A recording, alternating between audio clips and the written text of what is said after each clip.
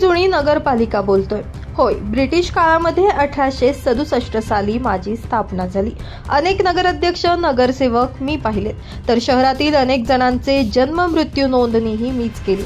अनेक राजकीय नेत्यांना बाल्यावस्थेपासून नगराध्यक्ष पदापर्यंत कसं काय गेलं याची देखील मी साक्षीदार।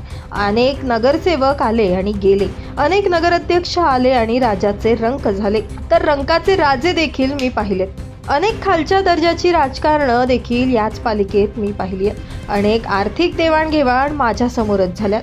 अनेक नेत्यांच्या मान अवमान मी पाहिलाय। बाहेर विरोध करणाऱ्या अनेकांना सभागृहात सोबत बसताना मी पाहिले। अनेकदा नगराध्यक्ष निवडीच्या मतदानाच्या वेळी ताणतणाव, भांडण होताना देखील मी पाहिले। अनेकदा पोलीस बंदोबस्त माझ्या परिसरात मी पाहिला। तो तणाव, ते राजकारण मी कधीही विसरू शकत नाही। कधी काळी तळोदा शहराची मी शान होते। पहाटे 5:30 व सायंकाळी 8:30चा भोंगा मीच देऊन पूर्वी अनेकांना उठवायची आणि झोपवायची सुद्धा। मी आजही तिथेच आहे, मात्र थकले आहे। आज नवीन जागेत कार्यालयाचं स्थलांतर झाल्यामुळे माझ्याकडे पाहण्यासाठी कुणाला वेळ नाही।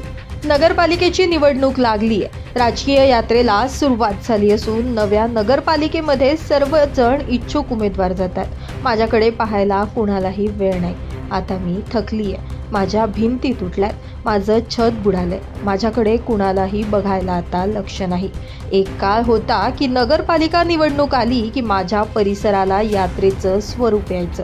पालिकेचे अनेक कर्मचारी सेवानिवृत्त झाले, त्यांच्याशी देखील माझा लढा होता। ब्रिटिश काळामध्ये अधिकाऱ्यांनी सांभाळलेली हीच पालिका नंतर 1960 नंतर लोकशाही आली आणि नगराध्यक्ष आणि नगरसेवक जनतेतून निवडून माझा कारभार पाहू लागले। यंदाच्या निवडणुकीत मात्र माझ्याकडे आधार कार्ड नोंदणीशिवाय कोणी फिरकत देखील नाहीये, याचं वाईट वाटतंय। होय, मी आपली पालिका या जागेवर भव्य असं कार्यालय उभारावं अशी एक प्रामाणिक इच्छा व्यक्त करते। मी देखील थकले आहे। आता मला पण कायमचा रामराम द्यावा ही विनंती। आपलीच जुनी नगरपालिका।